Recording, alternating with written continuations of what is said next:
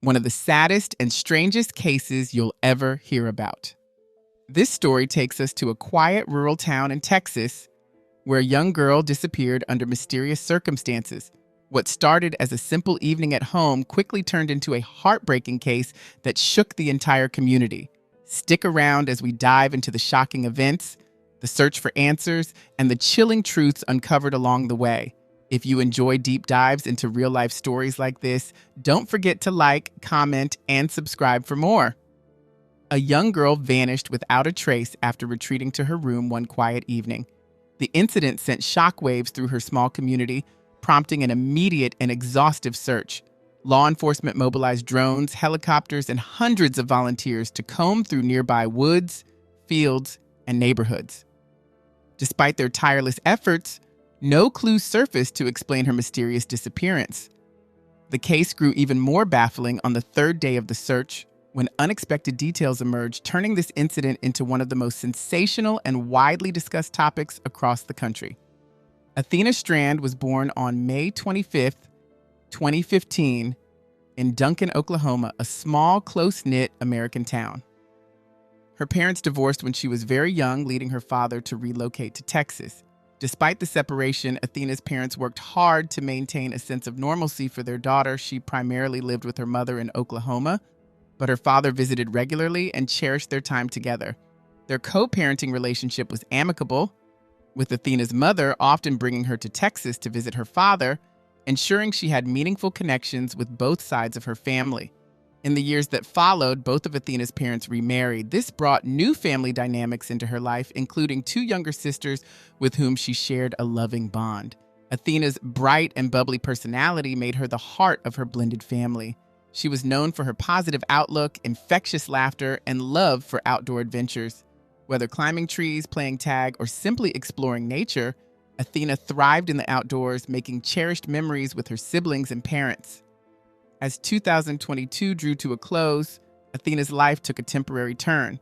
At just 7 years old, she moved to Texas to live with her father for a short time, planning to return to her mother in Oklahoma after the New Year holidays. During her stay, she enrolled in a local elementary school and quickly adapted to her new surroundings. Elizabeth frantically searched the entire house, checking every room, closet, and corner where Athena might have hidden. When her efforts proved fruitless, she stepped outside to search the yard, calling Athena's name into the gathering darkness, but there was no sign of the young girl. Growing increasingly anxious, Elizabeth reached out to her husband's relatives, who lived just a few hundred yards away. Athena occasionally visited them, so she hoped they might know where she was. To Elizabeth's dismay, they hadn't seen Athena that day and had no idea where she could be. Panicked, Elizabeth called her husband to inform him of the situation. He was still out hunting with his father and immediately urged her to contact the police while he rushed home. At 6:40 p.m., Elizabeth dialed 911 to report Athena missing. Within 14 minutes, officers arrived at the house to begin their investigation. Elizabeth recounted the events of the evening, explaining that she and Athena had a minor argument before Athena went to her room. She admitted she initially thought Athena had run away in frustration, but grew alarmed when she couldn't find her anywhere. The officers questioned Elizabeth thoroughly and, at first, regarded her with a degree of suspicion. Why had she waited 40 minutes after discovering Athena was missing to make the call? However, as Elizabeth detailed her extensive search of the house, yard, and nearby relatives' homes, the police began to believe she was being truthful. The circumstances seemed consistent with a desperate attempt to locate the child before escalating the matter to law enforcement. Athena's relatives, however, strongly doubted the idea that she had run away. At just 7 years old, Athena had never wandered far from home before, even when upset. Additionally, it was already dark outside, and Athena had a known fear of the dark, making it unlikely she would leave the safety of the house willingly. With these considerations in mind, the officers began treating her disappearance as a potentially serious situation. As the search began, the police focused on the area surrounding the house, a vast rural landscape of dense woods and open fields. They operated under the theory that Athena might have wandered away in the heat of the moment and become lost as night fell. Search teams, including officers and local volunteers, combed the area within several kilometers of the house. Despite their efforts, no traces of Athena were found. Investigators also considered the possibility of abduction. However, they found no evidence to suggest foul play, There were no signs of forced entry into the house, no unusual noises reported by Elizabeth, and no screams or disturbances overheard by the neighbors. Interviews with nearby residents yielded no accounts of suspicious activity or vehicles in the area that evening. As the hours passed with no progress, the search efforts expanded. Athena's mother, upon hearing the devastating news, rushed to Texas to join the search. Family members, with daylight came an influx of resources. The search expanded significantly as more officers joined the operation. Word of Athena's disappearance spread quickly across the county, inspiring hundreds of volunteers to offer their assistance. Equipped with horses and ATVs, they traversed the rugged terrain, while police deployed drones and helicopters outfitted with thermal cameras to scan for any signs of the missing child. Despite these efforts, the second day of searching yielded no results, leaving everyone increasingly anxious about Athena's fate. Concerns for Athena's well-being deepened as winter weather set in. Although Texas is a southern state, temperatures during this period hovered around 50 degrees Fahrenheit, a significant challenge for anyone, let alone a child dressed in light clothing. Survival under such conditions was becoming less likely with each passing hour. Law enforcement acknowledged the urgency, knowing that time was working against them. On the third day, the search intensified further. Authorities expanded their efforts to cover several miles beyond the immediate vicinity of the house, enlisting additional personnel from neighboring jurisdictions. While still considering the possibility that Athena had wandered off, investigators began focusing on the likelihood of criminal involvement. The absence of any clear trail or evidence made it increasingly improbable that Athena had simply walked away from her home without encountering someone or something along the way. The notion that Athena could have traveled miles through dense woods without being spotted or leaving a trace of her path seemed implausible. Investigators revisited the possibility of abduction. The house's location, a secluded spot surrounded by trees and situated dozens of yards from the main road, made the search for clues particularly challenging. Adding to the difficulty, there were no surveillance cameras in the area to provide any visual records of activity near the house. Despite these obstacles, investigators uncovered their first lead while examining Athena's house. They learned that a delivery had been made to the residence on the same evening she disappeared. This crucial piece of information opened a new avenue of inquiry.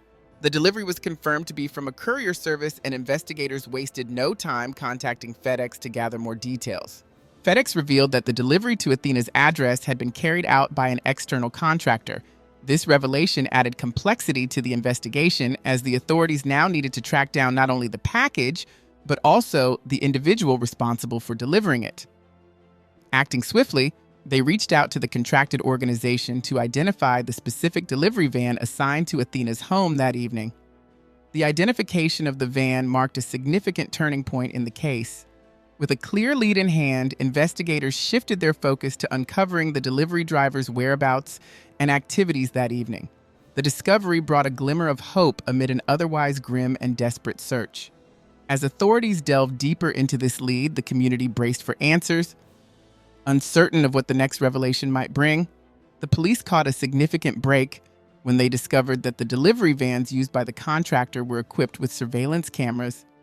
Investigators promptly requested footage from November 30th, focusing on the time when the van arrived at Athena's house. As they reviewed the footage, what they saw was deeply disturbing. The video clearly showed the driver pulling a girl, matching Athena's description, into the vehicle. Authorities quickly identified the driver as Tanner Horner, a 31-year-old man employed by the courier service.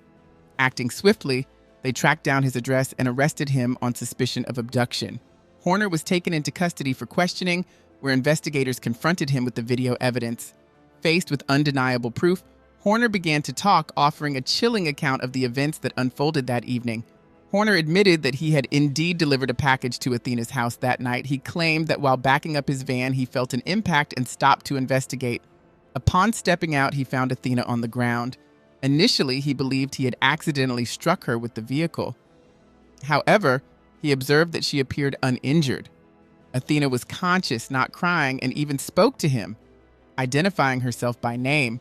Despite her apparent well-being, Horner said he panicked. He claimed he feared the consequences of the incident and was unsure how to handle the situation. According to his account, Athena told him she planned to tell her father about what had happened. This statement, Horner said, intensified his anxiety as he worried about the legal trouble he might face. In a moment of escalating panic, he decided to put Athena into the van, intending to figure out his next steps.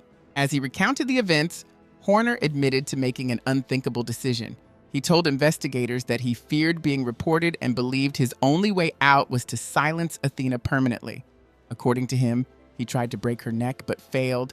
He then strangled her to death. The confession was shocking in its brutality, and it left investigators struggling to process the cruelty of his actions. After killing Athena, Horner said he drove to a nearby town, taking her lifeless body to a river. There, he dumped her into the water, hoping to conceal the crime. The location was one he provided to investigators. With Athena's body recovered, Horner was formally charged with abduction and murder.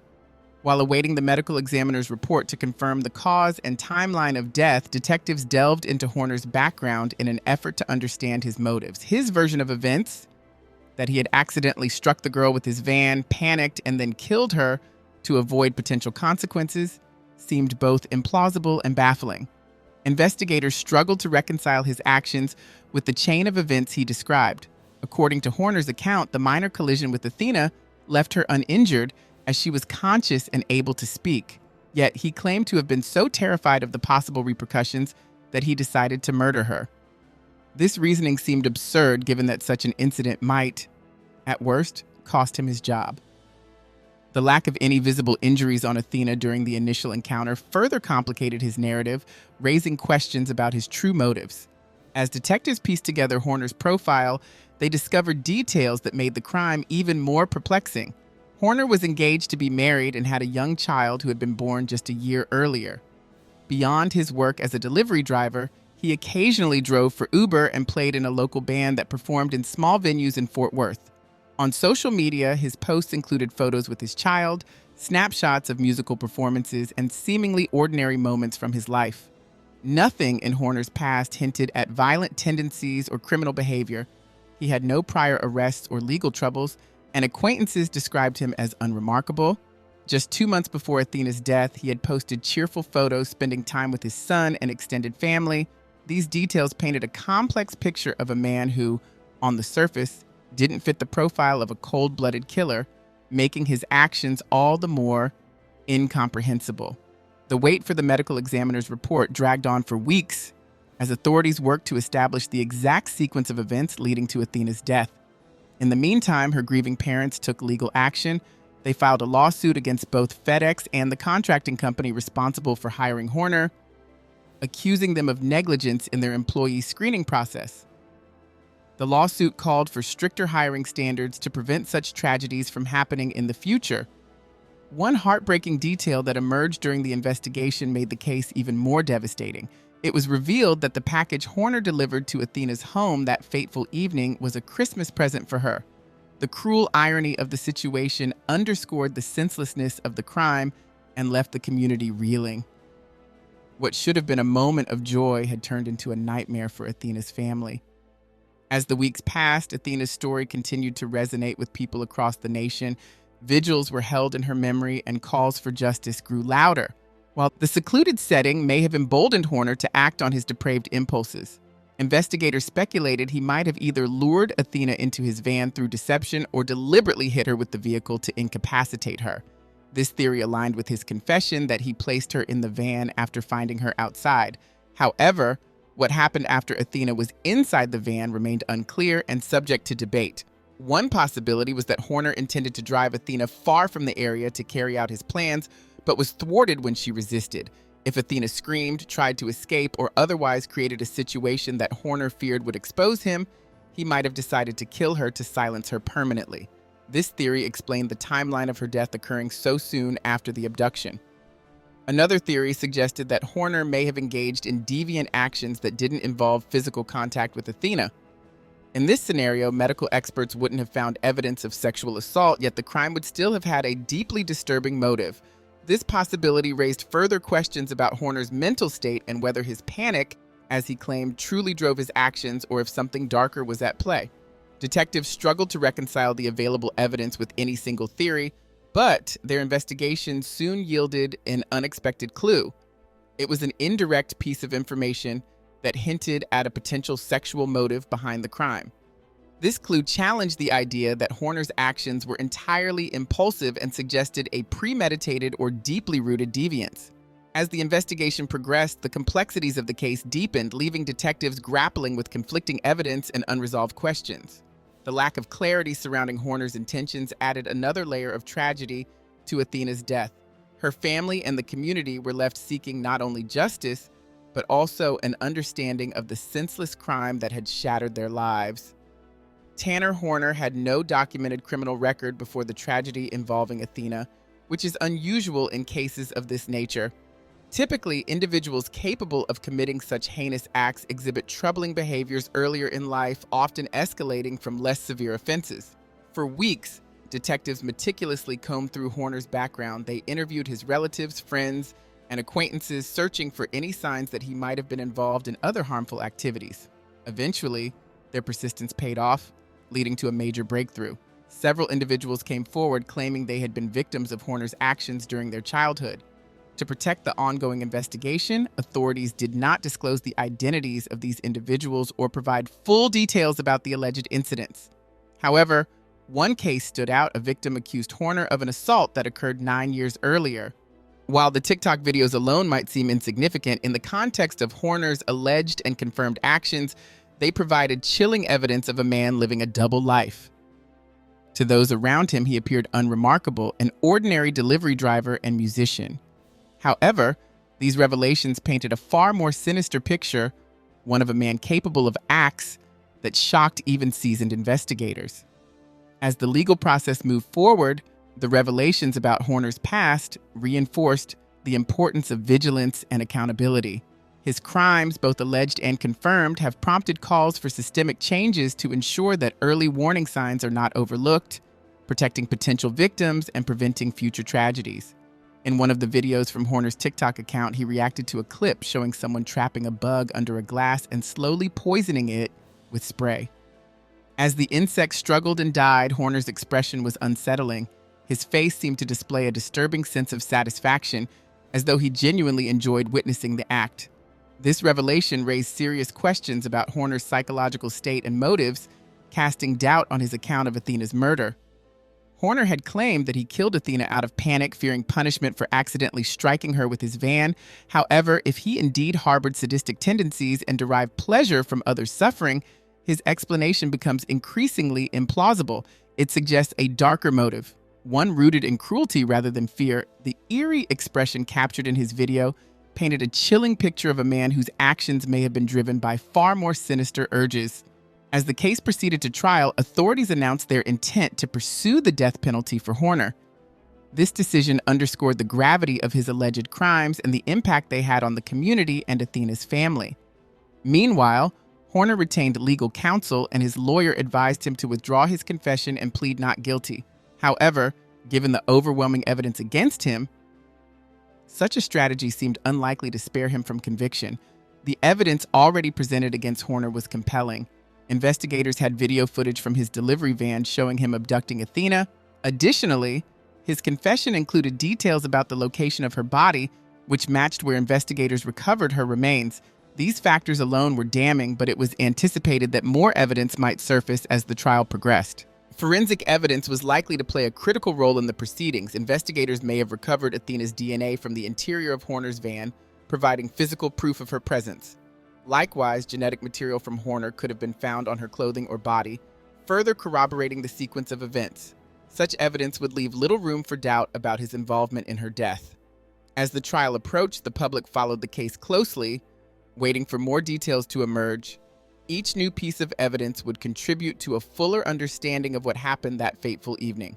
While justice for Athena remained the ultimate goal, the trial also highlighted broader questions about accountability and the systems that failed to prevent this tragedy. The case became a somber reminder of how quickly ordinary circumstances can turn into unimaginable horror. Athena's story resonated deeply with people across the nation, sparking conversations about safety, community vigilance, and the need for stricter oversight in hiring practices for jobs that involve interaction with vulnerable populations. As the legal process unfolded, all eyes remained on the courtroom. The trial would determine not only Horner's fate, but also provide a measure of closure for Athena's grieving family and a community forever changed by her loss. The hope was that justice, however imperfect, could bring some sense of resolution to those left to carry the weight of this tragedy. The story of Athena Strand is a heartbreaking reminder of the importance of safety, accountability, and community awareness.